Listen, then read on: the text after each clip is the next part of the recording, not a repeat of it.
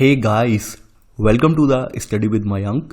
मैं हूं आपका मयंक और आज ला रहा हूं मैं आपके लिए कक्षा 12 के लिए राजनीति विज्ञान की पाठ्य पुस्तक स्वतंत्र भारत में राजनीति। देखिए, आज इसी क्रम में हम यहाँ पर हमारा अध्याय दूसरा है। यहाँ पर हम एक दल के प्रभुत्व का दौर देखेंगे। तो चलिए स्टार्ट करते हैं आज का वीडियो। देखते हैं हमें क्या क्या डिस्कस करना है यहाँ पर। देखिए, आपको चैप्टर के अध्याय से पता तो चल गया होगा कि एक दल के प्रभुत्व का दौर से क्या आशय है। आप सभी को पता है कि यहाँ पर शुरुआत में जो कांग्रेस थी, कांग्रेस जो है यहाँ पर लगभग रही है 3 चुनाव तक, यानी लगभग 3 चुनाव में, लोकसभा के 3 चुनाव जो है कांग्रेस ने ही जीते हैं। और यहाँ पर पूरे देश में उसका शासन लगभग कांग्रेस का ही रहा है। हर राज्य में भी शासन जो है कांग्रेस का ही रहा है यहाँ पर। तो यहाँ पर कांग्रेस का दौर कैसा रहा है, कैसे उसके अनुभव रहे हैं, और ये कांग्रेस का जो दौर रहा है लगातार, उस दौर का रहने का क्या रीजन था, वो सब बातें इस अध्याय में हम पढ़ेंगे। देखिए, सबसे पहली बात है यहाँ पर, पहली हेडिंग यहाँ पर बताई गई है, लोकतंत्र स्थापित करने की चुनौती।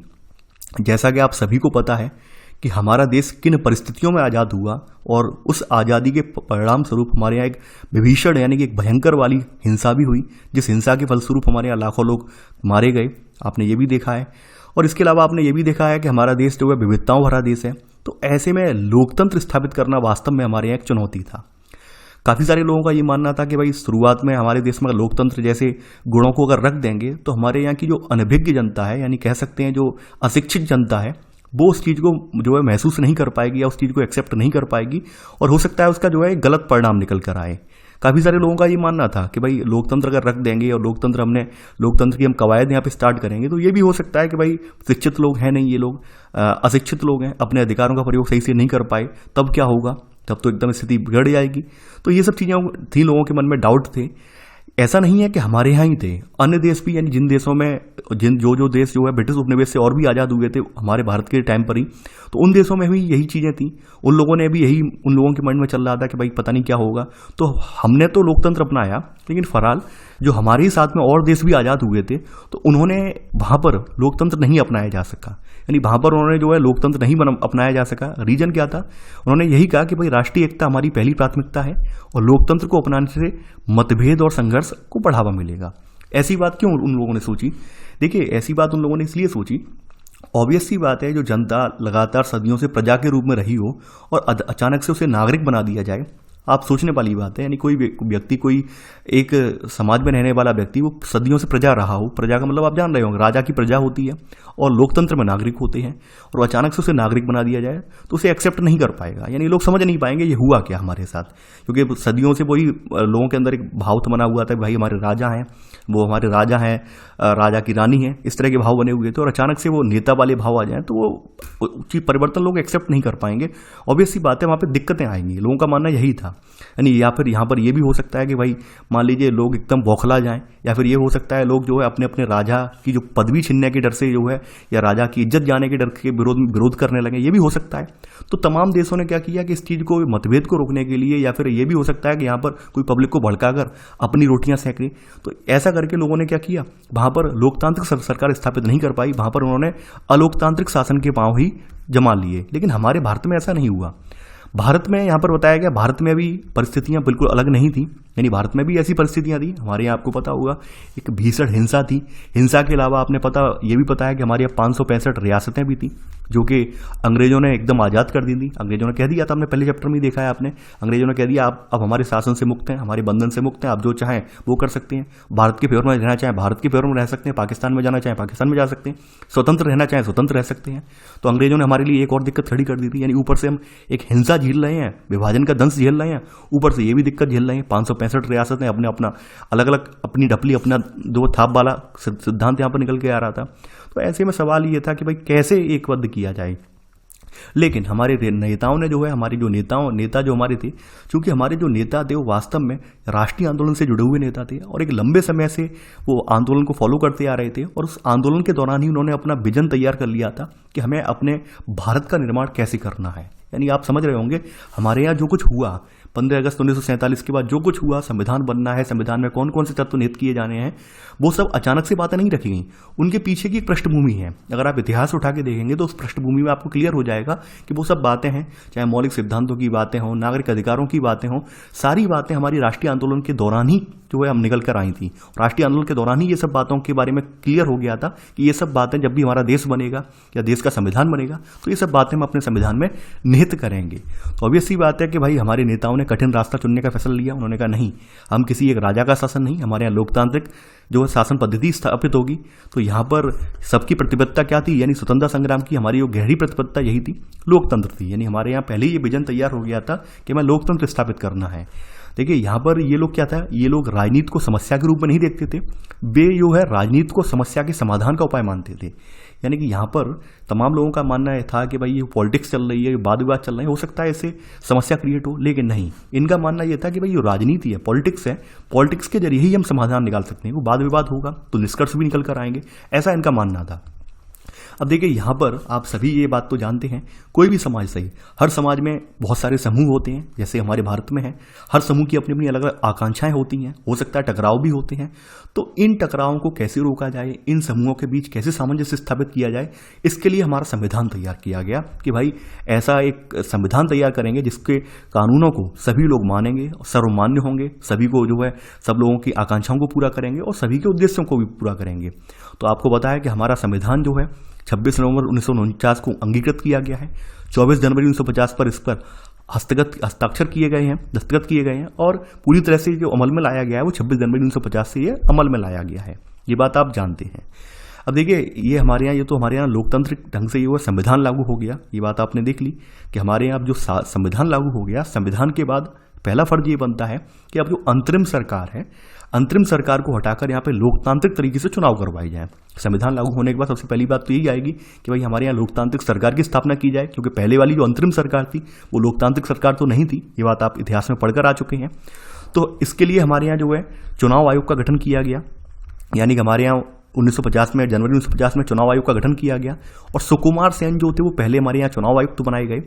लेकिन अब यहाँ पर चुनाव करवाने में बड़ी दिक्कत थी।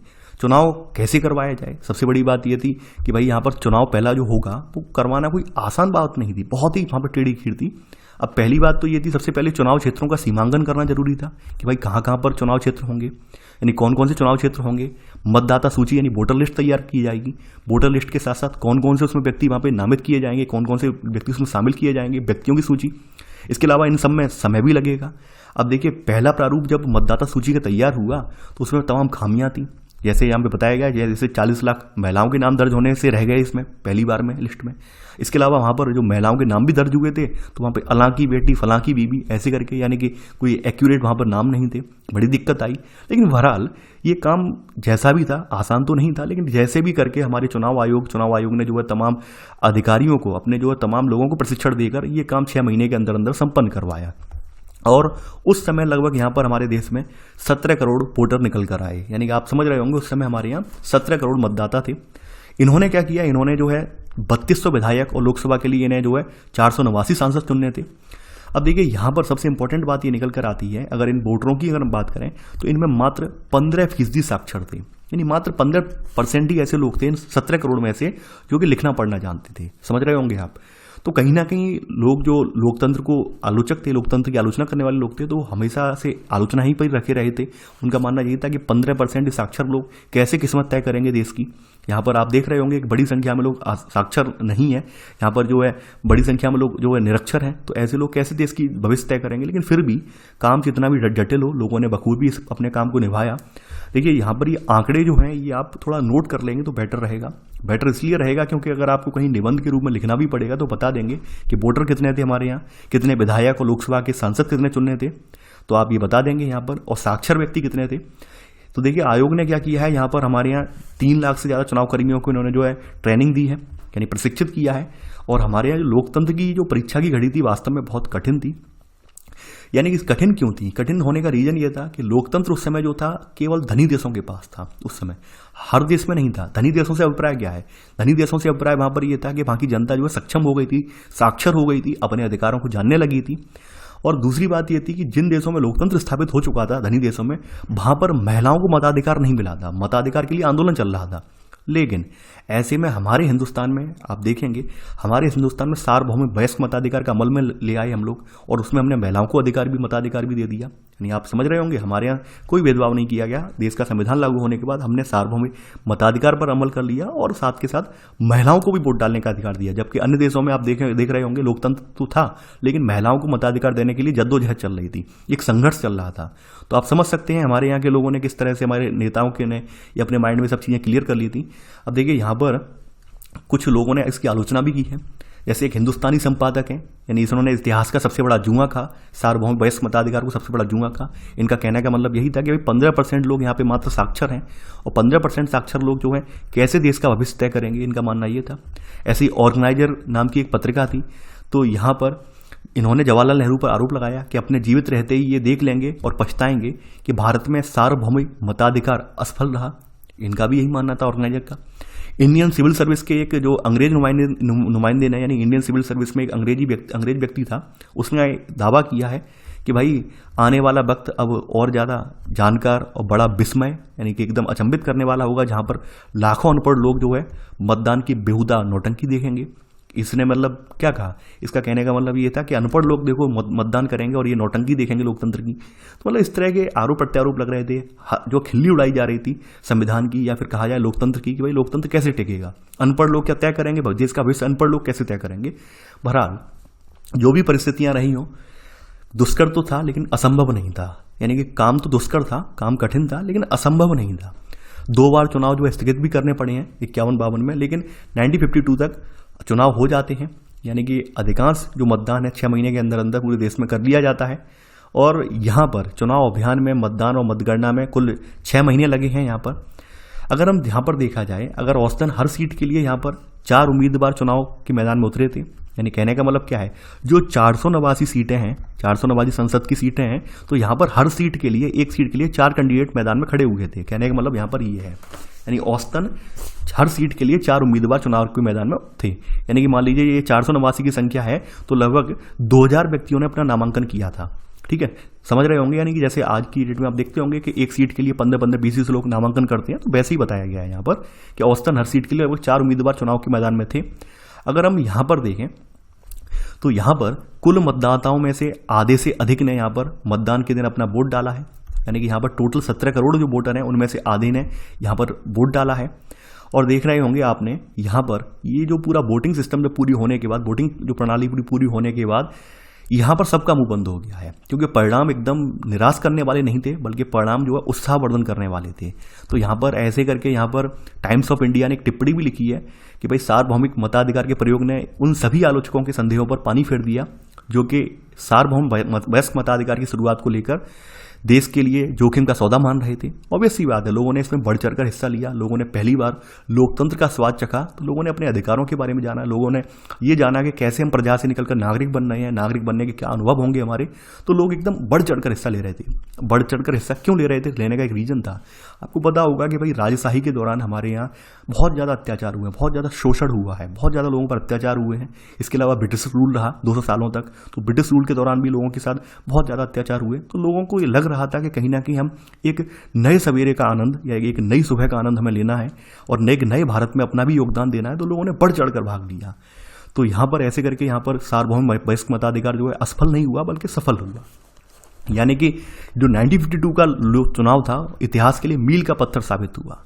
यानी मील का पत्थर साबित क्यों हुआ कि अब तक जो विदेशों में दलील दी जाती थी कि जो लोकतंत्र है केवल गरीब अमीर देशों के लिए है, शिक्षित लोगों के लिए है, ऐसा बिल्कुल नहीं रहा। यानी कि चुनाव जो लोकतांत्रिक चुनाव गरीबी अशिक्षा के माहौल में नहीं कराए जा सकते, इस बात बिल्कुल गलत साबित हो गई। यानी जो दलील ये दी जाती थी कि लोकतांत्रिक चुनाव गरीबी और शिक्षा के माहौल में नहीं कराए जा सकते, वो बात बिल्कुल गलत साबित हो गई। यानी हमारे भारत के 1952 के चुनाव ने ये बात साबित कर दी। तो आप देख रहे होंगे किस तरह से लोगों ने अपने अधिकारों का प्रयोग किया है, कैसे लोग निकल कर आए हैं अपने घरों से, आप ये बात देख रहे होंगे। अब देखिए यहाँ पर कुछ व्यक्तियों के साथ नाम बताए गए हैं, तो उनका मैं यहीं के जिक्र करता जाऊँगा साथ के साथ में। जैसे आपको ये पता होगा मौलाना अबुल कलाम आज़ाद हैं। यानी कि इनका मूल नाम है अबुल कलाम मुहिदुद्दीन अहमद, इस्लाम के विद्वान हैं। यानी इसके अलावा स्वतंत्रता सेनानी हैं, कांग्रेस के नेता हैं, हिंदू मुस्लिम एकता के प्रतिपादक, विभाजन के विरोधी हैं, संविधान सभा के सदस्य हैं और स्वतंत्र भारत में बने पहले मंत्रिमंडल में शिक्षा मंत्री भी हैं। ये ध्यान रखना, ये सबसे इंपॉर्टेंट बात है, शिक्षा मंत्री। स्वतंत्र भारत में जो पहला मंत्रिमंडल बना है उसमें शिक्षा मंत्री हैं। ये पूछा जाता है, इनका नाम स्वतंत्र भारत के पहले मंत्रिमंडल में शिक्षा मंत्री के रूप में पूछा जाता है। ये बात यहाँ ध्यान रखना। तो ऐसे कुछ नाम आएंगे तो उन्हें मैं बता दूंगा। यहाँ पर आगे बढ़ते हैं। अब देखिए, यहाँ बताया गया पहले 3 चुनाव में कांग्रेस का प्रभुत्व। पहले 3 चुनाव में कांग्रेस क्यों जीती है, जीतने का क्या रीजन रहा है? देखिए, सबसे पहली बात तो आप ये जान लीजिए, जो हमारा स्वतंत्रता संग्राम था, उस पूरे स्वतंत्रता संग्राम का जो कह सकते हैं स्वतंत्रता संग्राम का जो यहाँ पर लीड करने का काम कर रही थी, लीड करने का काम कांग्रेस ने ही किया था, कांग्रेस के नेताओं ने ही किया था, क्योंकि उस समय कोई पार्टी थी नहीं, कांग्रेस ही एकमात्र पार्टी थी और कांग्रेस ने ही पूरा राष्ट्रीय आंदोलन अपने कंधे पर लेकर आगे बढ़ाया था। तो इस वजह से स्वाधीनता संग्राम की विरासत इसे हासिल थी। यानी स्वाधीनता संग्राम की जो विरासत थी, लोगों का अटूट विश्वास, अटूट बंधन, इसे शामिल था। यानी कि यहाँ पर लोगों का विश्वास था कांग्रेस के ऊपर। उनको मालूम था कि भाई कांग्रेस ने हमारी अंग्रेजों से लड़ने में मदद की है, अंग्रेजों से लड़ने में, अंग्रेजों से हमें जो है अंग्रेजी शासन से मुक्त करवाने में हमारी मदद की है। तो लोगों का विश्वास ये था कि कांग्रेस हमें आगे लेकर जाएगी, यानी कांग्रेस ही हमें जो हमारी जो डूबती हुई नाव को पार लगाएगी, ऐसा लोगों का मानना था। तो ऐसे करके सबसे इंपॉर्टेंट बात यह है कि राष्ट्रीय कांग्रेस को ये थी स्वाधीनता संग्राम की विरासत हासिल थी। सबसे पहली बात तो यहाँ पर इसको ये एडवांटेज मिला, ठीक है। इसके अलावा यहाँ पर जवाहरलाल नेहरू, आप सभी जानते हैं जवाहरलाल नेहरू एक अच्छे खासे वक्ता थे, लोगों से उनका जुड़ाव भी अच्छा खासा था। तो जवाहरलाल नेहरू यहाँ पर करिश्माई और लोकप्रिय नेता थे। तो इस वजह से भी यहाँ पर अच्छा खासा इसे जो है लोगों को रुझान मिला है, लोगों का रुझान इसे अच्छा खासा मिला है। कांग्रेस पार्टी की अगर हम बात करें तो इस पार्टी ने लोकसभा के पहले चुनाव में जो 489 सीटें थी, यहाँ से 364 सीटें जीती हैं। यानी पहले लोकसभा चुनाव 1952 का चुनाव हुआ है, यहाँ पर 489 सीटों में से 364 पर कांग्रेस रही है। और आप देखेंगे इस तरह से ये सबसे बड़ी पार्टी बन गई है उस समय की। इसके अलावा यहाँ पर दूसरे जो चुनाव में जो है, यहाँ पर पहले आम चुनाव में भारतीय कम्युनिस्ट पार्टी दूसरे नंबर पर रही है। सबसे बड़ी पार्टी तो कांग्रेस रही है 364 सीटों के साथ, और कम्युनिस्ट पार्टी सेकंड नंबर पर रही है। कम्युनिस्ट पार्टी को 15 सीटें मिली हैं, आप ये भी लिख लेना, सॉरी 16 सीटें मिली हैं। यानी कम्युनिस्ट पार्टी को यहाँ पर 16 सीटें मिली हैं, ये ध्यान रखना। देखिए, पूछा जाता है, जीके का सवाल है कि कितनी सीटें मिली हैं और इसकी सेकंड नंबर की पार्टी कौन सी थी। यानी पहली तो कांग्रेस से सबको पता है, दूसरी पार्टी थी भारतीय कम्युनिस्ट पार्टी थी, इसे 16 सीटें मिली हैं, ठीक है, ये आप लिख लेना। अब देखिए, ये कांग्रेस का प्रभुत्व दिखा रहे हैं, यहाँ पर येलो में कांग्रेस है, यानी कि यहाँ पर कांग्रेस शासित राज्य हैं। कौन कौन से राज्य जिनमें कांग्रेस का शासन है? कुछ एक राज्यों को छोड़ दिया जाए, जम्मू कश्मीर को छोड़ दिया जाए, यहाँ पे नेशनल कॉन्फ्रेंस थी, केरल में डेमोक्रेटिक लेफ्ट फ्रंट थी। यानी कि कांग्रेस को एक तो संसद यानी लोकसभा इलेक्शन में तो सफलता हासिल हुई, साथ ही साथ राज्य यानी कि जो आपके विधानसभा इलेक्शन है, विधानसभा इलेक्शन में भी इसका जो है वर्चस्व रहा। वर्चस्व रहने का रीजन ही यही था, क्योंकि बात यह है स्वाधीनता संग्राम का इसे जो है विरासत हासिल हुई थी, स्वाधीनता संग्राम का इसे एडवांटेज मिला था, लोगों का विश्वास मिला था। इस वजह से कांग्रेस लगातार यहाँ पर लीड करती रही है। आगे बढ़ते हैं।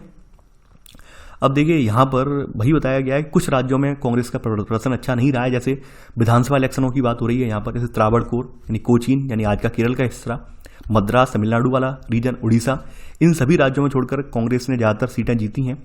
और इन 3 राज्यों में भी कांग्रेस की ही सरकार बनी है, यानी कि यहाँ पर एंड में बनी है आकर। तो ऐसे करके आप देखेंगे यहाँ पर नेहरू जो है पहले प्रधानमंत्री बनते हैं, ये बात आप सभी जानते हैं। 1952 का दौर इसने 1952 के दौर में चमत्कार काम किया। इसके अलावा 1957 में ही कांग्रेस आई है, तीसरे दौर में भी कांग्रेस आई, 1962 में भी कांग्रेस आई है। यानी कि यहाँ पर इसकी इन दोनों दौरों में भी कांग्रेस की स्थिति भी वही रही है जो पहले रही है। यानी कि यहाँ पे दूसरा आम चुनाव जो हुआ है, इसमें भी जो है कांग्रेस ही ने लीड किया है। इसमें भी कांग्रेस पार्टी को अपनी पुरानी स्थिति बरकरार रखने का मौका मिला है। यानी यहाँ पे 3/4 सीटें लगभग इन्होंने निकाल के लाई हैं।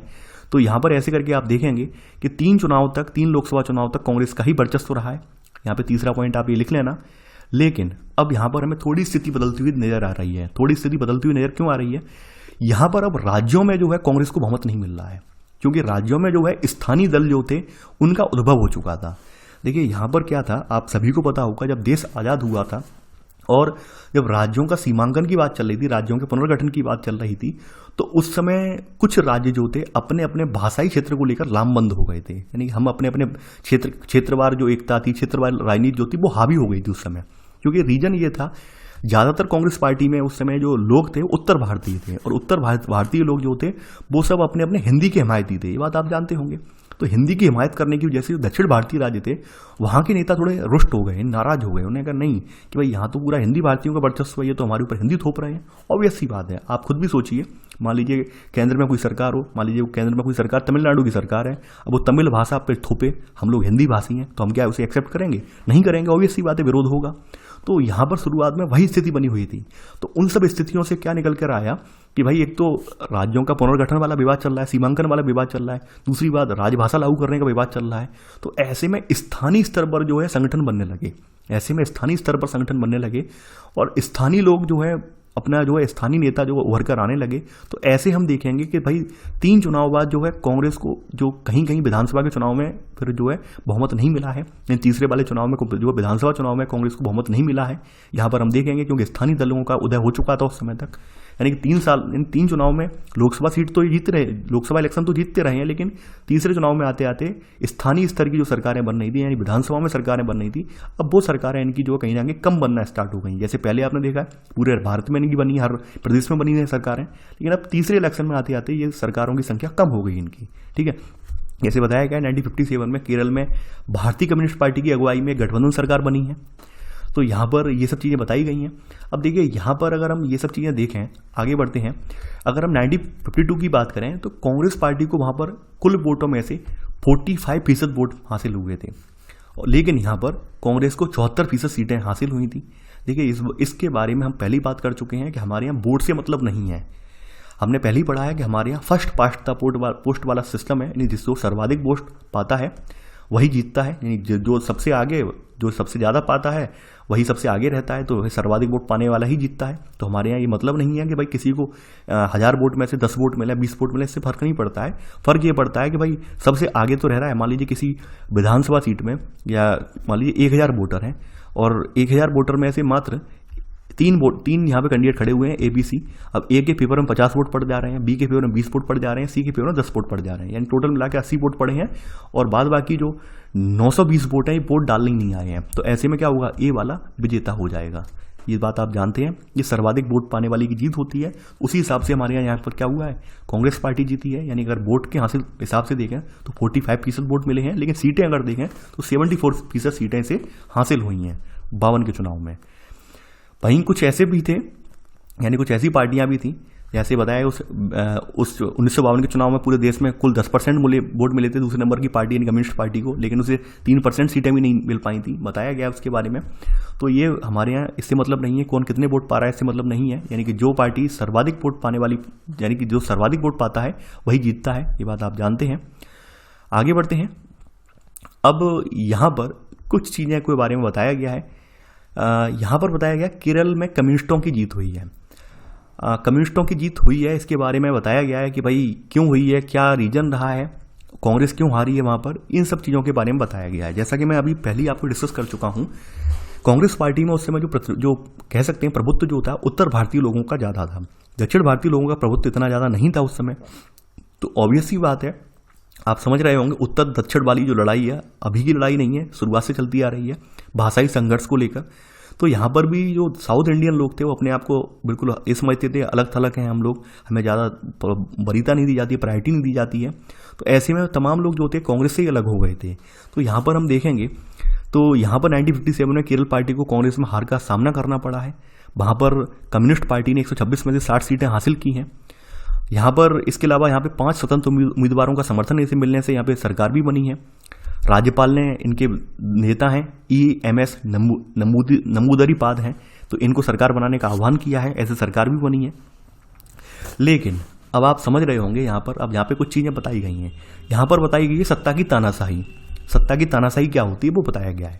सत्ता की तानाशाही का मतलब क्या है कि मान लीजिए सेंट्रल गवर्नमेंट में किसी एक पार्टी की सरकार है और स्टेट में जाके उसकी सरकार नहीं है, तो आपने देखा होगा कि भाई अड़चन लगाती है, सेंट्रल गवर्नमेंट बार बार हस्तक्षेप करती है, क्योंकि सेंट्रल गवर्नमेंट का आदमी राज्यपाल के रूप में यहाँ पे बैठा होता है। तो राज्यपाल के जरिए क्या करती हैं, सेंट्रल गवर्नमेंट हस्तक्षेप करती हैं। मान लेते हैं सेंट्रल गवर्नमेंट में कांग्रेस सरकार है, अब मैं नाम लिख दे रहा हूँ यहाँ पर, और स्टेट गवर्नमेंट में मान लीजिए BJP सरकार है, मैं नाम लिख दे रहा हूँ साफ साफ। तो ऑब्वियस सी बात है कांग्रेस जो सरकार है वो स्टेट गवर्नमेंट वाली को परेशान करेगी। तो वही प्रकृति यहाँ पे देखने को मिलेगी। ये जो 1957 का जो चुनाव था, यहाँ पर जो विधानसभा में, केरल विधानसभा में जो है एक गठबंधन वाली सरकार चुनी गई है। अब चूंकि यहाँ पर कांग्रेस पार्टी जो थी, तो इसने निर्वाचित सरकार के खिलाफ मुक्ति संघर्ष छेड़ दिया है। यानी मुक्ति संघर्ष का मतलब क्या है कि भाई इन्होंने अपने वायदे पूरे नहीं किए, ये नहीं किया, वो नहीं किया। यानी जो विपक्ष वालों का जो भूमिका रोल होता है कि भाई कुछ भी करें, उनमें गलतियां निकालनी है। ऐसे करके इन्होंने क्या किया है भाई, अपने मनमाने ढंग से 1959 में केंद्र की कांग्रेस सरकार ने संविधान का जो आर्टिकल 356 है, इसके तहत कम्युनिस्ट सरकार को बर्खास्त कर दिया है। तो यहाँ पर इस बात को लेकर विरोध भी हुआ है। और जो यहाँ पर EMS नमूदरीपाद हैं, इन्होंने एक बड़ा विशाल रैली वगैरह भी की है, आंदोलन वगैरह भी किया है। लेकिन आप वही बात जानते हैं, सत्ता में जो पार्टी होती है, केंद्र में जो पार्टी होती है, हमेशा उसकी ही चलती है। ये शिकायत हर बार राज्य सरकारें करती भी हैं। आप वर्तमान में भी स्थिति देख रहे होंगे। तो ये सब चीज़ें कोई आजकल की नहीं है, पहले से चलती आ रही हैं। तो आप देख रहे हैं ये प्रदर्शन हो रहा है, ये रैली है, ठीक है। ये रैली के कार्यकर्ता हैं, कम्युनिस्ट पार्टी के कांग्रेस के विरोध में प्रदर्शन निकाल रहे हैं। आगे बढ़ते हैं यहाँ पर। अब यहाँ पर सोशलिस्ट पार्टी यानी समाजवादी पार्टी, इसकी बात करते हैं।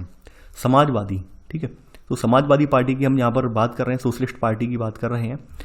तो यहाँ पर ये कांग्रेस सोशलिस्ट पार्टी है, इसका गठन जो है कांग्रेस के भीतर ही हुआ था, 1934 में किया गया था। यहाँ पर 48 में देखिए, आप लोग इतना एक जान लीजिए, कांग्रेस एक ऐसी पार्टी रही है उस समय की कि यहाँ पर तमाम विचारधाराओं के लोग रहे हैं। यानी कोई एक सेपरेट विचारधारा के लोग नहीं थे कांग्रेस में, जैसे आप आज की डेट में देख रहे होंगे कि हर पार्टी की अपनी एक सेपरेट विचारधारा है। जबकि कांग्रेस की विचारधारा सेपरेट नहीं है। कांग्रेस की विचारधारा जो है वहाँ पर मिक्स है। यानी सभी की जो हमें उसमें जो है यानी उग्रवादी भी हैं। उग्रवाद का मतलब आप जान रहे हैं, गर्म पंथ वाले भी हैं, नरम पंथ वाले भी हैं, उदारवादी वाले भी हैं यहाँ पर। तो उस समय कांग्रेस में भी यही हाल था। कांग्रेस में तमाम मत वाले लोग थे, सबके अपने अपने गुट बने हुए थे कि भाई कोई गर्मपंथी है, कोई नरमपंथी है, कोई वहाँ पर एक विचारधारा नहीं थी उस समय। पहली बात ये जान लीजिए। तो कुछ लोग कांग्रेस में रहते हुए भी क्या हुआ है, कुछ लोगों ने अपनी अपनी पार्टियां बनाई हैं। तो ऐसे ही जो कांग्रेस सोशलिस्ट पार्टी बनी है वो 1934 में बनी है। तो यहाँ पर ऐसे करके यहाँ पर कांग्रेस ने 1948 में अपना संविधान से अभिप्राय क्या है, अपनी पार्टी का संविधान जो होता है कि हमारी पार्टी किन उसूलों पे चलेगी, किन नियमों पे चलेगी। तो ऐसे करके यहाँ पर 1948 में इसमें चेंज किया है। इसने ये कहा है कांग्रेस के सदस्य दोहरी सदस्यता धारण नहीं कर सकेंगे, ऐसा करके रूल बनाया है ताकि सोशलिस्ट पार्टी में न जुड़ सकें। तो ऐसे करके कांग्रेस के समाजवादियों को मजबूरन 1948 में अलग होकर सोशलिस्ट पार्टी बनानी पड़ी है। तो यहाँ पर ये सब बातें बताई गई हैं। सोशलिस्ट पार्टी ऐसे करके बनी, समाजवादी पार्टी ऐसे बनी है। तो हम यहाँ पर ये देखिए, यहाँ पर अब दो वर्ड आ जाते हैं, एक तो साम्यवादी और समाजवादी। पहले इन दोनों वर्ड का डिफरेंस समझ लीजिए। एक तो साम्यवादी वाली है, साम्यवाद और समाजवाद। पहले हम ये जो दोनों वर्ड हैं ये क्लियर कर दें, साम्यवाद क्या होता है, समाजवाद क्या होता है, उसके बाद आगे बढ़ेंगे, क्योंकि मैं बार बार इन्हें रिपीट नहीं करूंगा। वैसे तो हम पहले पढ़ा चुके हैं साम्यवाद क्या होता है और समाजवाद क्या होता है। यानी कि जो कम्युनिज्म वाली भावना है, ये आप देख रहे हैं कम्युनिस्ट वाली, ये साम्यवाद है। और समाजवाद जो भावना है, ये समाजवाद वाली भावना यानी कि सोशलिज्म यानी सोशलिस्ट वाली जो भावना है वो समाजवाद कहलाती है। साम्यवाद समाजवाद में डिफरेंस क्या है? देखिए, साम्यवाद, अगर हम कम्युनिज्म की बात करें तो आपने रूस वाली जो बोल्शेविक सरकार वाली क्रांति आपने पढ़ी थी। यानी रूस में एक ऐसा समय आया था कि साम्यवाद ये चाहता है वहाँ पर कि वहाँ पर कोई वर्ग ना हो। यानी कार्ल मार्क्स की फिलॉसफी इसमें लागू होती है कि भाई समाज में कोई वर्ग नहीं होगा, कोई गरीब अमीर नहीं होगा, सब लोग समान होंगे। यहाँ पर हमारा एक ही धर्म, एक ही वर्ग होगा, वो होगा मानवता, ह्यूमैनिटी। धन का संचय नहीं किया जाएगा। तो ये सब जो बातें हैं ये साम्यवाद में आती हैं। यानी आपने देखा होगा कि किस तरह से रसिया में सबको जो है सबकी ज़मीनें छीन कर उन्हें जो है एक निर्धारित ज़मीनों पर खेती करने के लिए आदेश दिया गया कि आप इसी ज़मीन पर यही फसल उगाएंगे, सबके घर बराबर होंगे, संसाधन सबके बराबर होंगे। तो ये क्या था? साम्यवाद वाली भावना थी। अब समाजवाद वाली भावना थोड़ी उल्टी है, थोड़ी सी अलग है। इसमें क्या किया जाता है समाजवाद वाली भावना में? इसमें जो भी आपके संसाधन होते हैं, जैसे मान लीजिए देश में जो भी आर्थिक संसाधन है, तो उन आर्थिक संसाधनों का बंटवारा जो लोकतांत्रिक ढंग से चुनी हुई सरकार है वो उन आर्थिक संसाधनों का बंटवारा किसके हाथ में कर देती है? बस जनता के हाथ में दे देती है। यानी जनता की जो जो जरूरतें हैं, जनता की जो जो योग्यता है, क्षमता है, उसके अकॉर्डिंग वो संसाधन जनता के हाथ में सौंप देती है। अपने हाथ में संसाधन वो नहीं रखती है। खास करके समाजवादी वाले जो लोग होते हैं पूंजीवादियों के विरोधी होते हैं। यानी ये समाजवादी जो लोग होते हैं पूंजीवादी लोगों के विरोधी होते हैं, पूंजीवादियों के विरोधी होते हैं। इनका मानना क्या है? जो भी संसाधन है वो हमारी जनता के लिए है, ना कि पूंजीवादियों के लिए। यानी पूंजीवादियों के पास संसाधन नहीं होने चाहिए। यानी यहाँ पर समाजवाद वाले क्या मानते हैं कि जो भी संसाधन है, आप सरकार का रोल ये है, सरकार जो भी हो वो अपनी जनता के हाथ में दे दे और जनता जो है उन संसाधनों का उपयोग करे, उन संसाधनों के अकॉर्डिंग अपना जो है आर्थिक जीवन चलाए। जबकि साम्यवाद बिल्कुल उल्टा है। साम्यवाद में क्या है कि सारे संसाधनों पर स्वामित्व है, एकाधिकार किसका होता है, सरकार का होता है, और सरकार आदेश देती है कि भाई किसको क्या करना है। यानी यहाँ पर जो भी करा जाएगा वो सब लोग समान रूप से करेंगे। यहाँ पे सारे संसाधनों पर स्वामित्व किसका है, सरकार का है। ये आप जान लीजिए, साम्यवाद आ जाता है। ठीक है, तो आपने साम्यवाद समाजवाद वाली जो मैंने प्रैक्टिकल एग्जाम्पल है वो मैंने बता दिए हैं। तो ऐसे करके समाजवादी विचारधारा वाले जो हैं ये भी अलग अलग, यानी यही पूंजीपति और जमींदारों के विरोध में ये यहाँ पर तैयार हुई थी पार्टी। तो समाजवादी पार्टी के तमाम वही विचार थे तमाम लोगों के। तो यहाँ पर आचार्य नरेंद्र देव जो हैं यहाँ पर ये कांग्रेस सोशलिस्ट पार्टी के संस्थापक हैं, ये नाम लिख लेना। यानी कांग्रेस सोशलिस्ट पार्टी के संस्थापक जो हैं आचार्य नरेंद्र देव हैं। तो सोशलिस्ट पार्टी बाद में इसमें राम मनोहर लोहिया भी जुड़ गए हैं कांग्रेस सोशलिस्ट पार्टी में। और ये देखिए समाजवादी वाला विचार जो निकल कर आया है वो पूंजीवादी अवधारणा के विरुद्ध निकल कर आया है, पूंजीवादी अवधारणा के विरोध में निकल कर आया है। तो ऐसे करके बाद में कांग्रेस सोशलिस्ट पार्टी से तमाम और पार्टियां भी बनी हैं, जैसे किसान मजदूर पार्टी बनी है, और भी पार्टियां बनी हैं यहाँ पर। ठीक है, तो आप ये केवल जान लीजिए, राष्ट्रीय जनता दल है, जनता दल यूनाइटेड है, जनता दल सेक्युलर है, ये सब बने हैं। तो आप इतना केवल लिख लीजिए, आचार्य नरेंद्र देव जो हैं वो स्वतंत्रता सेनानी और कांग्रेस सोशलिस्ट पार्टी के संस्थापक हैं। तो आप ये लिख लिया होगा। आगे बढ़ते हैं। अब यहाँ पर अगली हेडिंग जो है ये है कांग्रेस की प्रभुत्व की प्रकृति, कि भाई कांग्रेस के प्रभुत्व की प्रकृति कैसी रही है, कि भाई कांग्रेस ने कैसे अपना प्रभुत्व जमाया है, किस तरह से, क्या उसने तानाशाही के दम पे प्रभुत्व जमाया है या फिर प्यार मोहब्बत से जमाया है, वो सब चीज़ें हम देखेंगे। तो देखिए यहाँ पर अगर हम भारत की बात कर लें तो भारत एकमात्र ऐसा देश नहीं है जहाँ पर किसी एक पार्टी का प्रभुत्व रहा हो। ऐसे कुछ और देश भी हैं जहाँ पर सिर्फ एक पार्टी का ही वर्चस्व रहा है, एक पार्टी का ही प्रभुत्व रहा है। तो यहाँ पर हमारे यहाँ ये था कि हमारे यहाँ एक पार्टी का प्रभुत्व रहने का मतलब ये था क्योंकि उस समय कोई लोकतांत्रिक पार्टी निकलकर सामने नहीं आ पाई थी, और आई भी थी तो उसे लोगों ने बहुत ज़्यादा सराहना भी नहीं की थी, उसे लोगों ने बहुत ज़्यादा समर्थन भी नहीं दिया था। ऐसा नहीं है उस समय हमारे यहाँ पार्टियाँ नहीं थी, पार्टियाँ थीं, लेकिन लोगों की पसंद जो थी उस समय कांग्रेस ही थी। क्योंकि कांग्रेस की पसंद होने का रीज़न ये था कि कांग्रेस ने स्वाधीनता संग्राम में, पूरा स्वाधीनता संग्राम जो है आगे लेकर गई, स्वाधीनता संग्राम में अंग्रेजों के विरुद्ध लड़ाई लड़ी है, तो लोगों का भरोसा अच्छा खासा था। तो लोग किसी और पार्टी को पसंद नहीं करते थे, केवल कांग्रेस को ही पसंद करते थे उस समय। जबकि अन्य देशों में स्थिति थोड़ी डिफरेंस थी। अन्य देशों में क्या हुआ कि अन्य देशों में केवल एक पार्टी रही है तो लोकतंत्र की कीमत पर रही है। कहने का मतलब क्या है कि अन्य देशों में, कुछ देशों में क्या हुआ है कि एक पार्टी के शासन की अनुमति दी गई है, जैसे चीन हुआ, क्यूबा हुआ, सीरिया। यहाँ के संविधान में खुद ये कहा गया कि देश में केवल एक पार्टी का ही शासन होगा, यहाँ पे संविधान में लिखा गया, जबकि भारत में ऐसी बात तो नहीं कही गई है। कुछ देश ऐसे भी रहे हैं जहाँ पर सैन्य उपायों के चलते शासन कायम हो पाया है, जैसे म्यांमार है, बेलारूस है, इरिट्रिया है, यहाँ पर भी एक पार्टी रही है और यहाँ पर शासन जो है सैन्य उपायों के चलते कायम हो पाया है, जबकि भारत में ऐसा नहीं है। यहाँ पर हमारी जो पार्टी, बेशक कांग्रेस का ही दौर रहा है, लेकिन वो दौर भी जो रहा है वो निष्पक्ष रूप से लोकतांत्रिक ढंग से रहा है। यानी आप समझ रहे होंगे 1952 के जो चुनाव हुए हैं उनमें भी लोगों ने मतदान किया है, सार्वभौमिक वयस्क मताधिकार के आधार पर लोगों ने जो मतदान किया है उसके बाद चुनकर आई है कांग्रेस। कांग्रेस मनमाने ढंग से चुनकर नहीं आई है, यानी लोगों की पसंद है कांग्रेस, समझ लीजिए आप। यहाँ पर ये नहीं है संविधान में संशोधन करके कांग्रेस पार्टी रही हो, नहीं। कांग्रेस पार्टी लोगों की जुबान पे चढ़ी हुई थी, लोगों के मन को भाई हुई थी उस समय, इसलिए लोगों ने कांग्रेस पार्टी को लगातार 3 बार चुना है, समझ रहे होंगे आप। तो लेकिन यहाँ पर वही है कि अनेक पार्टियां ने मुक्त निष्पक्ष चुनाव माहौल में एक दूसरे की होड़ भी की है, तो इसके बाद भी कांग्रेस जीतती रही है। जैसे दक्षिण अफ्रीका की पार्टी है अफ्रीकन नेशनल कांग्रेस, क्योंकि अफ्रीकन नेशनल कांग्रेस ने लोगों के अधिकारों की बात कही थी, तो इस वजह से वहाँ पर ये भी जीतती रही है। तो वही सब चीज़ें यहाँ पर बताई गई हैं। यानी कि यहाँ पर सबसे इंपॉर्टेंट बात ये क्या है कि यहाँ पर इसे स्वाधीनता संग्राम की विरासत मिली है। यानी कांग्रेस पार्टी जो है आज़ादी के आंदोलन में अग्रणी नेता यहाँ पर रहे हैं। तो जब आज़ादी के आंदोलन में जो नेता लड़े हैं आज़ादी का आंदोलन, तो वही नेता जो बाद में उम्मीदवार के रूप में खड़े हो गए, तो ऑब्वियस सी बात है लोगों का समर्थन पहली बार में उन्हें मिल गया। तो इस बात का कांग्रेस को फायदा भी मिला है। तो वही सब चीज़ें बताई गई हैं कि भाई कांग्रेस क्यों यहाँ पर जीतती रही है। अब देखिए यहाँ पे कुछ लोगों के नाम आए हैं। यहाँ पर बाबा साहब भीमराव रामजी अम्बेडकर का नाम आया है। तो ये इनके बारे में बहुत अच्छे से आप जानते हैं। 1891 में जन्म, 1956 में मृत्यु।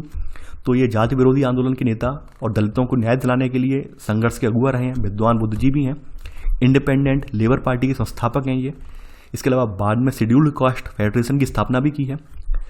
दूसरे विश्व युद्ध के दौरान वायसराय की काउंसिल में ये गए हैं। ये सब चीज़ें आप जानते हैं। हिंदू कोड बिल पर इन्होंने असहमति होने पर इस्तीफा दे दिया है। देखिए बहुत बार पूछा जाता है कि किस पर इस्तीफा दिया था डॉक्टर BR अम्बेडकर ने। हिंदू कोड बिल पर इन्होंने असहमति थी, इस पर इस्तीफा दिया है। इसके अलावा सेकंड वाला ये पूछा जाता है कि भाई इन्होंने जो है बौद्ध धर्म कब ज्वाइन किया, 1956 में अपने अनुयायियों के साथ किया है। ठीक है, तो ये 2-3 बातें इनके बारे में है। वैसे तो बहुत कुछ इनके बारे में पढ़ने लायक है, लेकिन आप अभी यहाँ पर इसमें से जो आपका ये पैराग्राफ दिया गया है, पैराग्राफ में से 2-3 चीज़ें इंपॉर्टेंट है, उन्हें आप लिख लेना। पूरा ना लिखकर केवल 2-3 चीज़ें जो इंपॉर्टेंट है उन्हें आप लिख लेना, जिससे कि आपका जीएस का एक क्वेश्चन बन जाएगा, जीके का। आगे बढ़ते हैं। ऐसे एक व्यक्ति आ गए हैं यहाँ पर, रफ़ी अहमद किदवई।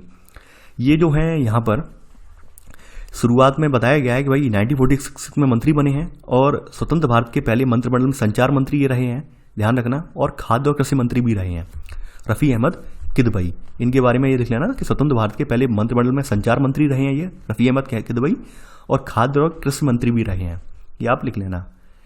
आगे बढ़ते हैं। अब यहाँ पर अब देखिए, यहाँ बताया गया कांग्रेस एक सामाजिक और विचारधारात्मक गठबंधन के रूप में। यहाँ पर वही सब चीज़ें बताई गई हैं जो मैंने अभी ऊपर डिस्कस की हैं कि भाई कांग्रेस में सभी वर्गों के या सभी विचारधाराओं के लोग थे, कोई एक विचारधारा वाले नहीं थे। आप समझ रहे होंगे, यहाँ पे कोई एक विचारधारा नहीं थी, यहाँ पर सभी विचारधाराओं के सभी वर्गों के लोग थे। आप सभी जानते हैं कांग्रेस का जन्म 1885 में हुआ है और शुरुआत में ये कांग्रेस जो है ज़्यादा कुछ नहीं कर पाई है। शुरुआत में ये नवशिक्षित, कामकाजी और व्यापारिक वर्गों का समूह बनकर रह गया है। केवल 20वीं सदी में आकर इसने जन आंदोलन के रूप में हिस्सा लिया है। स्टार्टिंग में देखा जाए तो कांग्रेस में आप सभी को पता है अंग्रेज थे, इसमें अगड़ी जातियां थी, ऊंचे मध्य वर्ग के लोग थे, शहरी जो अभिजात्य वर्ग हैं यानी कि व्यापारी वर्ग है उनका बोलबाला था। लेकिन जैसे ही गांधी जी से जुड़े हैं, गांधी जी ने जब इसमें एंट्री मारी है, सवर्ण अवज्ञा आंदोलन जैसे आंदोलन जुड़े हैं, तब से इसका जो चरित्र है वो सामाजिक हो गया है। तब से इसका चरित्र कैसा हो गया है? सामाजिक हो गया है। और सामाजिक होने के साथ साथ फिर क्या हुआ है, फिर इसमें किसान भी जुड़े हैं, उद्योगपति भी जुड़े हैं, शहर के बासिंदे, गाँव के निवासी भी जुड़े हैं, ग्रामीण स्तर की जातियां यानी अगड़ी और पिछड़ी जातियां भी जुड़ी हैं, सब जुड़ी हैं। इसके अलावा यहाँ पर बहुत सारे लोग इसमें आके जुड़े हैं, यानी विविध भाषाई, जातिगत, धर्म आधार के लोग, सब लोग इसमें आके जुड़े हैं। लेकिन शुरुआत में अगर आप देखेंगे, शुरुआत में ऐसे लोग नहीं थे, शुरुआत में यहाँ पर कुछ चुनिंदा लोग ही थे, तो वो बात आप जानते हैं इतिहास के परिप्रेक्ष्य में। इसके अलावा यहाँ पर बताया है कि अनेक समूहों ने अपनी पहचान को कांग्रेस के साथ एकमेक कर दिया। एकमेक का मतलब क्या है कि तमाम ऐसे समूह थे जिन्होंने अपनी पहचान भी कांग्रेस में ही मिला दी, ऐसा भी यहाँ पर देखने को मिलेगा। इसके अलावा कांग्रेस के अंदर बहुत ज़्यादा एक विचारधारात्मक गठबंधन भी था। कहने का मतलब क्या था, इसके अंदर क्रांतिकारी भी थे, शांतिवादी भी थे। क्रांतिकारी का मतलब आप जानते होंगे, एकदम क्रांति करनी है हमें। शांतिवादी भी थे, कंजर्वेटिव भी थे, रेडिकल भी थे, यानी आप जानते हैं कंजर्वेटिव आमूल परिवर्तनवादी, रेडिकल, ये सब आप जानते हैं, पढ़कर आए हैं। गर्मपंथी भी थे, नरमपंथी भी थे, गर्मपंथ और नरमपंथ वाले जानते होंगे। दक्षिणपंथी भी थे, वामपंथी भी थे, मध्य मार्गियों भी थे। इसमें दक्षिणपंथी और वामपंथी के बारे में मैं डिस्कस कर दे रहा हूँ यहाँ पर, क्योंकि ये दोनों जो वर्ड हैं अभी वर्तमान परिप्रेक्ष्य में बहुत ज़्यादा चर्चा में रहते हैं। तो दक्षिणपंथी और वामपंथी को मैं यहाँ पे बता दे रहा हूँ। कंजर्वेटिव और रेडिकल के बारे में क्लास 9th में आप पढ़कर आए हैं, आपको याद होना चाहिए। क्लास 9th का चैप्टर नंबर 2 वहाँ पर आप पढ़कर आए हैं। इसके बारे में दक्षिणपंथी वामपंथी शब्द नए हैं, इन्हें मैं बता दे रहा हूँ। गर्मपंथी और नरमपंथी भी आप जानते हैं। देखिए, दक्षिणपंथी कौन होते हैं, यानी कि राइट विंग और लेफ्ट विंग। राइट विंग वो लोग होते हैं जो प्रचलित परंपराएं, प्रचलित रिवाज, प्रचलित संस्कृत, उसका समर्थन करते हैं, वो राइट विंग वाले होते हैं। यानी कि हमारे जो सांस्कृतिक रीति रिवाज हैं, सांस्कृतिक परंपराएं हैं, या फिर जो भी हमारा चला आ रहा है कल्चर, वो सही है। इनकी नज़र में वो कल्चर बिल्कुल सही है। यानी कि राइट विंग का मतलब क्या है कि हमारी जो प्रचलित परंपराएं, प्रचलित रीति रिवाज, जो कुछ चले आ रहे हैं वो बिल्कुल सही हैं, उनमें कोई खामियां नहीं है। जबकि वामपंथ क्या है, लेफ्ट वाले क्या है, लेफ्ट वाले बिल्कुल ये कहते नहीं, जो चला आ रहा है उसे बदलिए, यानी जो पुरानी व्यवस्था है, पुराना कल्चर है, पुरानी व्यवस्था है, उन्हें बदलिए, उनके स्थान पर नई व्यवस्था लेकर आइए, एकदम उखाड़ के फेंकिए पुरानी चीज़ों को। जैसे अभी वर्तमान में अगर दक्षिणपंथ की बात की जाए तो बीजेपी हुई, एबीवीपी हुई, आपका आरएसएस हुआ, ये दक्षिणपंथी संगठन है। जबकि वामपंथ आप जानते हैं, वामपंथ में वो लोग आते हैं जो इन सब का विरोध करते हैं, वो वामपंथ में है। ठीक है, यानी कि जो है प्रचलित आपके रीति रिवाज, प्रचलित संस्कृत, इनका विरोध करने वाले वो वामपंथ में है। तो ये दक्षिणपंथ और वामपंथ के बारे में आप जान गए होंगे। दक्षिणपंथ वामपंथ के बारे में मैंने आपको याद होगा, मैंने आपको एम लक्ष्मीकांत की किताब में भी वहाँ पर डिटेल में बताया दक्षिणपंथ वामपंथ के बारे में। तो आप आई होप आप समझ गए होंगे। यहाँ पर आगे बढ़ते हैं। तो ये इसमें सभी जो प्रकार की अपनी विचारधारा रखने वाले लोग थे, सभी प्रकार की विचारधारा रखने वाले लोग इसमें समाहित थे। तो यहाँ पर ऐसे करके कांग्रेस पार्टी को इस सब का समर्थन मिला है, कांग्रेस पार्टी आगे भी बढ़ी है। तो यहाँ पर वही सब बातें इसमें बताई गई हैं। अब यहाँ पर बताया गया कम्युनिस्ट पार्टी ऑफ इंडिया, ये साम्यवादी पार्टी का गठन कब हुआ है, कैसे बनी है, तो वो सब बातें यहाँ बताई गई हैं। देखिए, साम्यवाद वाला अभी मैंने कॉन्सेप्ट आपको समझा दिया है। जो आपकी ये रसिया की बोल्शेविक क्रांति हुई है, इससे बहुत ज़्यादा प्रेरित थे। जैसे रसिया में आपको पता होगा कम्यून सिस्टम वाला जो था, समता रोटी खाएंगे, यानी कि पूरी जो ज़मीनें वगैरह आती हैं सब बिल्कुल बांट दी गई थी कि आपको इन्हीं ज़मीनों पे खेती करनी है, सामूहिक रूप से खेती करनी है, एक सामूहिक रोटी खानी है, सामूहिक अनाज उगाना है, कोई अपने पास कोई आर्थिक संसाधन संचित नहीं करेगा। तो ये कम्युनिस्ट वाली भावना होती है, यानी कि जो साम्यवादी भावना में यही आता है। ये राज्य इस तरह का प्रबंध करता है कि लोग क्या करेंगे, कैसे करेंगे, कोई समाज नहीं होगा, समाज होगा भी तो एक जैसा होगा, लोग होंगे भी तो एक जैसे होंगे, धन दौलत भी एक जैसी होगी, ये राज्य तय करता है। तो ये साम्यवादी विचारधारा है। तो इस साम्यवादी वाली विचारधारा जो थी वो 1935 से ही यहाँ पर कांग्रेस के अंदर के दायरे में रहकर ही हुई। 1940 में ये अलग हो गई और ये फिर नाजी जर्मनी के खिलाफ इन्होंने समर्थन भी देना स्टार्ट कर दिया, ऐसे करके कम्युनिस्टों ने। तो कम्युनिस्ट अलग भी हो गए। अब देखिए यहाँ पर कम्युनिस्ट पार्टी, यहाँ पर बताया कि आज़ादी के तुरंत बाद कम्युनिस्ट पार्टी का ये विचार था कि जो 1947 में सत्ता का हस्तांतरण हुआ है वो सच्ची आज़ादी नहीं है, यानी कि बिल्कुल अपोजिट चल रही थी। देखिए एक बात आप ध्यान रखना, मैं आपको फिर से मैं बोल रहा हूँ, विचारधाराएं जो मैंने अभी डिस्कस की हैं, समाजवादी, साम्यवादी, वास्तव में ये विचारधाराएं अगर हम इन्हें डिटेल में देखें तो अपने यहाँ इनको कह सकते हैं तोड़ मरोड़ करके, यानी कि अगर जो नेता हैं उन्होंने अपने अपने अकॉर्डिंग से अपनाया है। यानी हर जगह की विचारधाराएं अलग अलग होती हैं। जैसे रसिया वाली जो कम्युनिज्म है वो उसका स्वरूप अलग है, भारत में जो कम्युनिज्म है उसका स्वरूप अलग है, एक जैसा नहीं है, नाम एक जैसे हैं लेकिन स्वरूप चेंज है, समझ रहे होंगे आप। तो यहाँ पर वही सब चीज़ें हैं कि यहाँ पर अगर हम ये कहें कि केवल कम्युनिज्म में जो चीज़ें आ जाती हैं वो रसिया में भी सेम होंगी, भारत में सेम होंगी, ऐसा जरूरी नहीं है। लोग अपने अपने अकॉर्डिंग यहाँ पर अपने अपने व्यूज़ देते हैं। हर किसी का अपना अपना एक अलग मत होता है, पार्टियाँ अलग अलग मत पे बनती हैं। तो वही सब चीज़ें हैं। यानी यहाँ पर कम्युनिज्म वाले जो हैं तेलंगाना में इन्होंने हिंसक विद्रोह को बढ़ावा दिया, यानी कि यहाँ पर जनता का हासिल शुरुआत में नहीं कर पाए हैं, इन्हें सशस्त्र सेनाओं के द्वारा दबा दिया गया है। इसके अलावा यहाँ पर इन्होंने जो है हिंसा का रास्ता छोड़कर 1951 में चुनाव में हिस्सा लिया है, ऐसे करके 16 सीटें जीत भी गए हैं। तो यहाँ पर इनके नेताओं में शुरुआत में कौन कौन रहे हैं, A.K. गोपालन रहे हैं, ऐसे डींगे, ये सब जो है नंबूदरी पाद रहे हैं। तो ये इन्हीं के नेता में ज़्यादातर दक्षिण भारतीय लोग रहे हैं कम्युनिस्ट पार्टी में। तो यहाँ पर इनके बारे में बताया गया है कि भाई ये आपके नेता A.K. गोपालन है, कम्युनिस्ट पार्टी के नेता। तो यहाँ पर आप सब जान लीजिए। देखिए कम्युनिस्ट पार्टी का बाद में 1964 में विघटन हो गया है और फिर ऐसे करके कम्युनिस्ट पार्टी मार्क्सवादी और फिर CPI-M के नाम से बनी है। ये यानी कम्युनिस्ट पार्टी मार्क्सवादी, देखिए मार्क्सवादी वाले में वही है जो रसिया वाली क्रांति में विचार आए थे, यानी बोल्शेविक क्रांति में विचार निकल कर आए थे, वही बिल्कुल विचार हैं मार्क्सवादी वाले विचार। तो ऐसे करके आप देखेंगे कि कैसे कम्युनिस्ट पार्टी ऑफ इंडिया ने कैसे कार्य किया है। तो कहने का मतलब क्या है कि भाई हर पार्टी अपनी अपनी विचारधारा अलग होती है, अलग अलग चलती है। आगे बढ़ते हैं। यहाँ पर अगली हेडिंग आपकी है गुटों में तालमेल और सहनशीलता। देखिए यहाँ पर जो पूरा चैप्टर जो है, अगर आप सोच रहे होंगे चैप्टर में कुछ नया क्यों नहीं है, पूरे चैप्टर में ही बताया गया है कि कांग्रेस कैसे आगे बढ़ी है, कैसे तालमेल स्थापित किया है, क्या है। शुरुआत में वही पूरी पृष्ठभूमि बनाई गई है। तो देखिए कांग्रेस की सबसे बड़ी जो खास बात क्या थी, असाधारण ताकत यही थी कि वो तालमेल बिठा लेती थी। यानी चाहे आप वामपंथी हों, दक्षिणपंथी हों और कांग्रेस से जुड़े हुए हैं तो हम तालमेल बिठा ही लेंगे, यानी बीच का मध्य मार्ग निकाल ही लेंगे। यानी कि ये जो थे सुलह समझौते के रास्ते पर चलना और सर्व समावेशी होना गठबंधन की विशेषता होती है, सबसे इंपॉर्टेंट बात, और कांग्रेस की विशेषता होती है। यानी कि यहाँ पर सबसे इंपॉर्टेंट बात ये थी, तमाम मतभेद होने के बावजूद भी, तमाम अंदरूनी जो है कह सकते हैं मतभेद होने के बावजूद भी सब में सहनशीलता थी। सहनशील यानी कि लोग अपने विचारों का सम्मान करते थे वहाँ पर, चाहे वो वामपंथी हो, दक्षिणपंथी हो, कांग्रेस के अंदर है, सम्मान करते थे। तो यहाँ पर ऐसे करके यहाँ पर क्या था कि एक दूसरे के विचारों का यहाँ पे आदर भी करते थे। तो ऐसे करके पार्टी जो है और स्ट्रांग होती गई है। तो यहाँ पर बताया गया है कि अगर कोई समूह पार्टी से रुख से अथवा सत्ता से प्राप्त अपने हिस्से से नाखुश भी हो तब भी वो पार्टी में ही बना रहता था। तो यहाँ पर ये सब चीज़ें यहाँ पर देखने को हमें मिलेंगी। तो यहाँ पर पार्टी के अंदर तमाम गुट बने हुए थे, यानी कि आप समझ रहे होंगे दक्षिणपंथी, वामपंथी, उग्रवादी, गर्मपंथी, नरमपंथी, शांतिवादी, उदारवादी, ये सब इसमें शामिल थे। तो यहाँ पर आप देखेंगे कि भाई जो गुटबाजी थी, गुटबाजी से एक लाभ ये मिला, प्रतिस्पर्धा हुई। देखिए हमेशा ध्यान रखना, कहीं भी गुटबाजी होती है, किसी भी संगठन के भीतर गुटबाजी होती है तो क्या होता है, हर गुट ये चाहता है कि हमारा जो मुखिया है, पार्टी का जो मुखिया है, उसको हम खुश करें ताकि उसकी नज़र में हमारा गुट आगे पहुंच जाए। जैसे मान लेते हैं कोई पार्टी यहाँ पर है, ठीक है, ये पार्टी है आपकी और इस पार्टी के अंदर 4 ग्रुप बने हुए हैं, ABCD, ये 4 ग्रुप बने हुए हैं। तो यहाँ पर कोई व्यक्ति है ओ नाम का जो कि मुखिया है यहाँ का, तो चारों गुट वाले ये चाहेंगे कि भाई हम इसकी निगाह में बेटर बने, इससे होता ये है यहाँ पर इन्हें तो कोई लाभ नहीं मिलता, इन गुटों को कोई लाभ नहीं मिलता, जबकि इस पार्टी को यहाँ पर लाभ मिलता है। पार्टी को लाभ ये मिलता है कि लोग ज़्यादा से ज़्यादा आलोचनाएं करते हैं एक दूसरे की, तो पार्टी वालों को, ऊपर वालों को ये पता चल जाता है कि ग्रुप में चल क्या रहा है, लोगों के मन में क्या चल रहा है। किस तरह से काम करना चाहिए, तो यहाँ पे पार्टी को लाभ मिलता है। तो वही ये हुआ कि जो इनके गुटों में प्रतिस्पर्धा थी, तो उस गुटों की प्रतिस्पर्धा का लाभ जो था, कांग्रेस कमजोर नहीं बनी, उनसे कांग्रेस जो है मजबूत और बनी। यानी गुटों की आपसी होड़ ने जो है कांग्रेस की जो है नुमाइंदगी बढ़ती गई और कांग्रेस जो आगे बढ़ती चली गई, जीतती चली गई है। तो ये आप देखेंगे यहाँ पर, तो वही सब चीज़ें यहाँ पे बताई गई हैं। तो यहाँ पर आगे बढ़ते हैं। अब देखिए ये सब चीज़ें वही यहाँ पे बताई गई, कोई नया नहीं है यहाँ पर।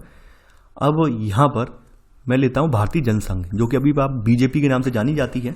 तो इसका गठन कब हुआ, इसके बारे में थोड़ा इतिहास लिख लेना। इसका गठन जो है 1951 में हुआ है। श्यामा प्रसाद मुखर्जी इसके सह संस्थापक अध्यक्ष रहे हैं इसके। यानी कि ये सक्रिय राष्ट्रीय स्वयंसेवक संघ RSS और हिंदू महासभा में खोजी जा सकती है। इन्होंने जो है खास करके एक देश एक संस्कृति और एक राष्ट्र के विचार पर जोर दिया है। आप जानते हैं, यानी अखंड भारत का जो सपना है वो इन्हीं का ही सपना है। अखंड भारत की जो बात कही है वो आपके भारतीय जनसंघ ने ही बात चलाई है। अंग्रेजी को हटाकर हिंदी राजभाषा बनाने में सबसे पार्टी ये सबसे ज़्यादा आगे रही थी। इसके लिए आंदोलन भी चलाया था। इसके अलावा धार्मिक और सांस्कृतिक अल्पसंख्यकों को जो इन्होंने रियायत दी हैं संविधान ने, उसके विरोधी थे। 1964 में इन्होंने जो है, अब चाइना ने अपना जो न्यूक्लियर टेस्ट कर लिया है, उस टेस्ट के बाद इन्होंने सरकार पर दबाव डाला कि सरकार भी अपना आणविक हथियार तैयार करे, यानी परमाणु परीक्षण करे। तो ऐसे करके यहाँ पर इस पार्टी आप देखेंगे, यानी कि यहाँ पर इसके बारे में थोड़ा इतिहास देख लीजिए। यानी अभी आपकी जो वर्तमान में बीजेपी है वो भारतीय जनसंघ से ही निकली हुई है, यानी उसका पुराना नाम भारतीय जनसंघ ही है। तो इसके प्रमुख संस्थापक नेताओं में अगर देखें, श्यामा प्रसाद मुखर्जी हैं, दीनदयाल उपाध्याय हैं, बलराज मधोक के हैं। और अगर 1954 में इसका 52 के चुनाव में देखें तो इसे 3 सीटें मिल पाई हैं। दीनदयाल उपाध्याय का नाम आप जानते होंगे, जनसंघ के संस्थापक सदस्य रहे हैं।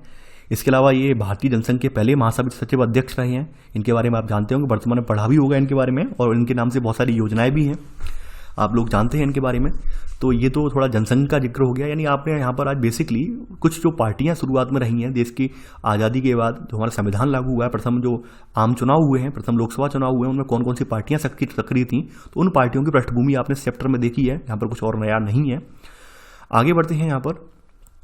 अब देखिए विपक्षी पार्टियों का उद्भव, यहाँ पर अगली हेडिंग है विपक्षी पार्टियों का उद्भव। देखिए यहाँ पर शुरुआत के दौर में तो विपक्षी पार्टियां बिल्कुल थी नहीं, क्योंकि शुरुआत का दौर ही कांग्रेस पार्टी का था।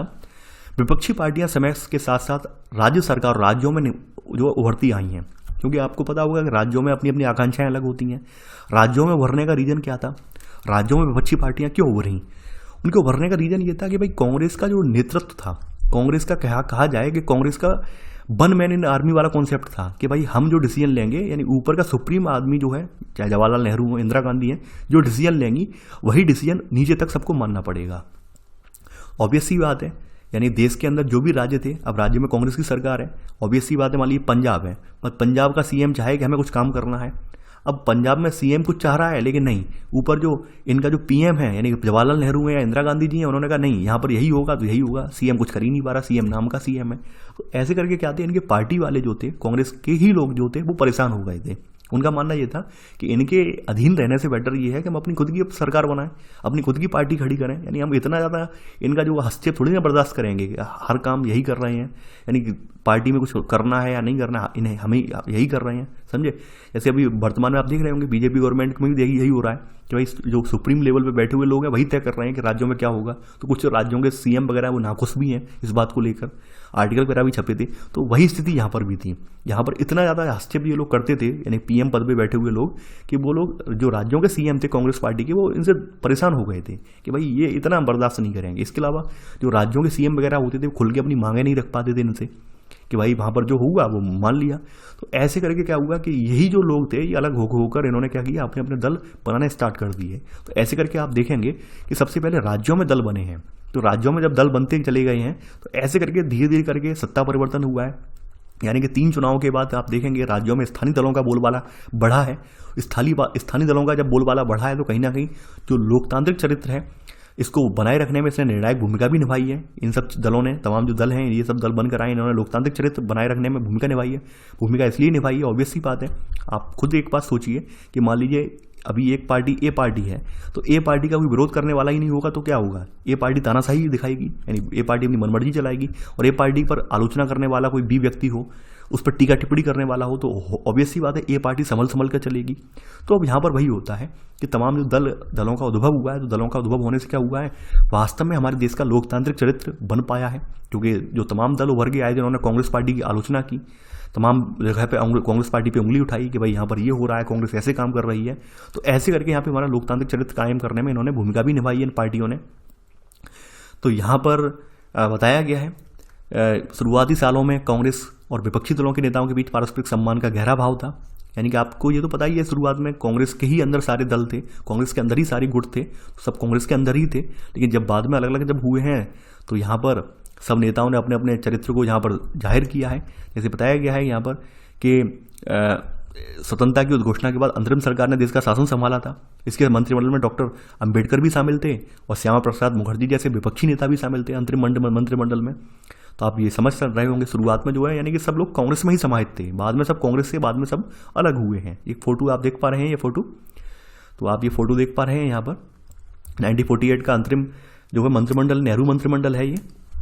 तो यहाँ पे आप देख पा रहे हैं, यहाँ पर पूरे सबके नाम ये दिए गए हैं, आप यहाँ पे नाम पढ़ लेना ये।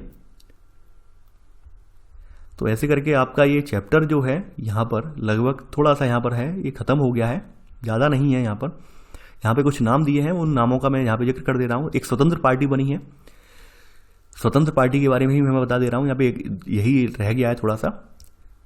देखिए स्वतंत्र पार्टी जो है, नागपुर अधिवेशन में जमीन की हदबंदी जो हो रही थी, कांग्रेस जमीन की हदबंदी कर रही थी, उसी के विरोध में कांग्रेस बनी थी, पार्टी बनी थी, स्वतंत्र पार्टी अस्तित्व में आई थी। और स्वतंत्र पार्टी के नेतृत्व में सी राजगोपालाचारी थे, के एम मुंशी थे, एन जी रंगा, मीनू मसानी जैसे लोग थे। ये स्वतंत्र पार्टी का मानना ये था कि भाई सरकार जो है वो अर्थव्यवस्था में हस्तक्षेप ना करे, सरकार जो है लोगों को अपनी मनमर्जी से जीने दे, अपनी अर्थव्यवस्था इन सब में ज़्यादा हस्तक्षेप ना करे, लोगों के पास संपत्ति वगैरह उन्हें बना रहने दे। तो ये इन वजह से क्या हुआ, इस पार्टी को तमाम बड़े बड़े साहूकारों का, सब बड़े बड़े जमींदारों का समर्थन प्राप्त हुआ। यानी कि ये सब चीज़ें हैं, यानी कि इस दल के निजी क्षेत्र खुली छूट देने की तरफदारी की, और इसमें कृषि में जमीन की हदबंदी, सहकारी खेती, खाद्यान्न के व्यापार सरकारी के नियंत्रण के विरुद्ध थी ये सब। तो इसमें से आप देखेंगे यहाँ पर, यानी कहीं ना कहीं इन्होंने पूंजीवादी वाली समाज वाली इन्होंने यहाँ पे जो है पैरोकारी की है। तो यहाँ पर मुख्य रूप से जमींदार, राजे महाराजे इसमें आकर्षित हुए हैं। तो यहाँ पर सबसे पहले इंपॉर्टेंट है सी राजगोपालाचारी का नाम जान लीजिए आप। ये कांग्रेस के वरिष्ठ नेता रहे हैं, साहित्यकार रहे हैं, महात्मा गांधी करीबी रहे हैं। इसके अलावा पहले भारतीय गवर्नर जनरल रहे हैं, स्वतंत्र भारत के पहले भारतीय गवर्नर जनरल रहे हैं, ये ध्यान रखना आप। सी राजगोपालाचारी स्वतंत्र भारत के पहले भारतीय गवर्नर जनरल रहे हैं। इसके अलावा यहाँ पर भारत रत्न से सम्मानित होने वाले पहले व्यक्ति भी हैं, ये ध्यान रखना आप, ये मोस्ट इंपॉर्टेंट है। काफ़ी बार पूछा गया है कि स्वतंत्र भारत में भारत रत्न से सम्मानित होने वाले पहले भारतीय व्यक्ति कौन है, ये सी राजगोपालाचारी ही हैं, ये ध्यान रखना आप। और स्वतंत्र पार्टी के संस्थापक 1959 में रहे हैं ये। स्वतंत्र पार्टी का मानना यहाँ पर इसके बारे में मैंने बता दिया है, तो सी राजगोपालाचारी के बारे में थोड़ा सा लिख लिया होगा। आगे बढ़ते हैं। अब यहाँ पर श्यामा प्रसाद मुखर्जी के बारे में बताया गया है, इनके बारे में आप ऊपर अभी देख चुके हैं। खास करके श्यामा प्रसाद मुखर्जी का आप नाम जानते होंगे, कश्मीर को स्वायत्तता देने के खिलाफ थे, यानी कि 370 के खिलाफ ही रहे हैं श्यामा प्रसाद मुखर्जी, और इनका सबसे बड़ा योगदान कश्मीर की आज़ादी के लिए ही रहा है। आपने देखा होगा वर्तमान गवर्नमेंट ने भी ट्रिब्यूट दिया है, श्रद्धांजलि दी है श्यामा प्रसाद मुखर्जी ने अपने प्राणों को न्यौछावर भी किया था। आपको पता है इनकी हत्या कर दी गई थी जब जम्मू कश्मीर को इन्होंने बहुत ज़्यादा स्वायत्तता दे दी गई थी, तो इसके खिलाफ इन्हें प्रदर्शन भी किया गया था, हिरासत में मौत भी हुई थी, यानी कश्मीर नीति पर जनसंघ के प्रदर्शन के दौरान गिरफ्तार हुए हैं, मौत भी हुई है, हत्या कर दी गई थी वहाँ पर इनकी। तो श्यामा प्रसाद मुखर्जी ही थे, एक ऐसे व्यक्ति थे जिन्होंने जम्मू कश्मीर को 370 के तहत विशेष अधिकार देने का विरोध किया था। इनका मानना यह था कि सभी राज्य अब समान है, तो जम्मू कश्मीर को समानता के दायरे में लिया जाए। तो ऐसे करके आपका चैप्टर कंप्लीट हो जाएगा। देखिए अब यहाँ पर कुछ लोग जो कमेंट ये करेंगे क्या सर ये चैप्टर ऐसे ही चलेंगे। देखिए यहाँ पर ये चैप्टर ऐसे इसलिए चल रहे हैं क्योंकि यहाँ पर आप इतिहास पढ़ रहे हैं इनका आप जो है पूरा डीपली नहीं पढ़ेंगे, आप केवल आप इतिहास पढ़ रहे हैं, कैसे कैसे राजनीतिक पृष्ठभूमि हमारे यहाँ विकसित हुई है, स्वतंत्र भारत में लोकतंत्र कैसे विकसित हुआ है वो आप यहाँ पे पढ़ेंगे। तो यहाँ पर आप ऐसा ना सोचें कि भाई कांग्रेस का नाम आ रहा है, बीजेपी का नाम नहीं आएगा। सभी पार्टियों का टाइम टू टाइम नाम आएगा। अभी तक आपने 3 लोकसभा इलेक्शन यहाँ पर देख लिए, विधानसभा इलेक्शन देख लिए, स्थिति देख ली, शुरुआत में कांग्रेस की स्थिति कैसी थी, बाद में स्थिति कैसी हुई है। तो यहाँ पर ये नाम ऐसे आएंगे, पार्टियों के नाम आगे और पार्टियां चेंज भी होंगी, तो आप बिल्कुल परेशान ना हो। दूसरी बात, एक बात और मैं बता दूंगा आपको, थोड़ा अपना दिल पर ये कुछ चीज़ें मत लें कि सर ऐसे बोल रहे हैं कांग्रेस के बारे में, सर वैसे बोल रहे हैं। मैं ऐसा नहीं बोल रहा, ये किताब ऐसे बोल रही है, आप इतना जान लीजिए। मैं ऐसा नहीं बोल रहा, ये किताब जो बोल रही है वही मैं बोल रहा हूँ। मैं किताब से अलग नहीं बोल रहा हूँ। ना मैं कांग्रेस का यहाँ पर फेवर करता हूँ, ना ही मैं कांग्रेस की आलोचना करता हूँ, पहली बात ये जान लीजिए। ना ही मैं बीजेपी का समर्थक हूँ, ना ही मैं बीजेपी का आलोचक हूँ। मैं एक निष्पक्ष रूप से शिक्षक हूँ और शिक्षक रहना ही पसंद करता हूँ। तो आप लोग मेरे ऊपर प्लीज़ आरोप प्रत्यारोप ना लगाएं कि सर आपने कांग्रेस की बुराई की है, यहाँ पर ये किया है। ऐसा मेरे ऊपर कुछ भी ना आरोप प्रत्यारोप ना लगाएं। जो बातें थी वो बातें मैंने आपको बता दी हैं। अक्सर होता ये है कि जब भी जो है किताबों में पार्टियों के नाम साफ साफ दिए होते हैं, किसी पार्टी के नाम दिए होते हैं, तो उनके समर्थक जो होते हैं अपने आप में एकदम कह सकते हैं एंगर हो जाते हैं, यानी अग्रेसिव हो जाते हैं कि अरे ये नाम ऐसे ले लिया है, बुराई कर दी तो क्यों कर दी। अब देखिए, मैंने बुराई नहीं की है यहाँ पर, तो मैं इसलिए पहले ही मैं बोल दे रहा हूँ कि आप ये सब चीज़ें अपने दिल पर ना लें। जो किताबों में जो भी लिखा है उसे आराम से पढ़ें, समझें। और मेन चीज़ है, कहानी चलेगी, कहानी को आराम से एंजॉय करें। कहानी से आपका जो माइंड मेकअप है तैयार होगा, कैसे कैसे हमारे यहाँ लोकतंत्र स्थापित हुआ है, लोकतंत्र में क्या क्या चुनौतियाँ आई हैं, कैसे पार्टियाँ बनी हैं, कैसे पार्टियाँ जो आपने देखा शुरुआत में कांग्रेस का प्रभुत्व रहा है, कांग्रेस का प्रभुत्व बाद में खत्म होता चला गया। खत्म होने के कुछ रीजन भी थे, वो रीजन भी मैंने डिस्कस किए हैं यहाँ पर। तो आई होप आपके मन में बहुत सारी चीज़ें क्लियर हो गई होंगी। और देखिए, शॉर्ट नोट्स के तौर पर जो आपके ये जीके वाले 2-4 प्रश्न बन रहे हैं उन्हें आप लिख लीजिए।